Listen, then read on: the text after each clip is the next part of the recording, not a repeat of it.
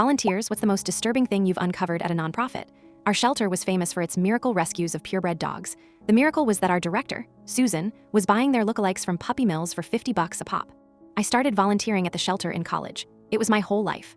Susan was a local hero, a saint who had dedicated her life to saving animals. She had this incredible knack for finding these beautiful, purebred animals that had been surrendered by families in crisis. We'd get a French bulldog, a Bengal cat, a Siberian husky. They were always adopted out within days for a minimum donation of a few $1,000s to wealthy families. It felt like a win-win. The shelter got much-needed funds, and the animals got amazing homes.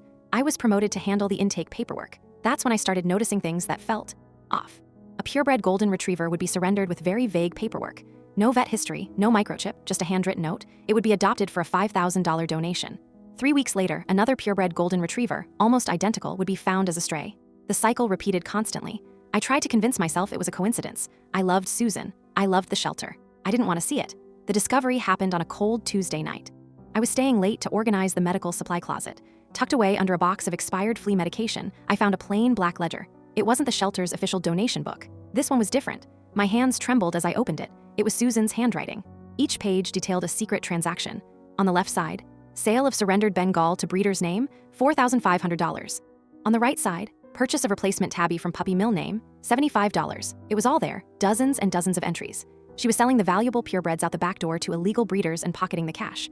Then she'd buy cheap lookalikes from horrific puppy mills to fill the kennels, passing them off as the original animals. The massive donations from the adoptions, they never made it to the shelter's bank account. They went straight into her pocket. The woman our community thought was a saint was a monster. I felt complicit. I had been helping her, processing her fraudulent paperwork. I photocopied every single page of that ledger. I couldn't go to the board. Some of them were her closest friends. I sealed the copies in an envelope and mailed them anonymously to an investigative reporter at our local news station.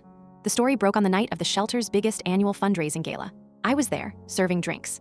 I watched as 2 police officers walked onto the stage, right in the middle of Susan's tearful speech about saving a 3-legged poodle. They arrested her right there, in her evening gown, in front of all her wealthiest donors. She kept smiling for the cameras, saying it was all a terrible misunderstanding.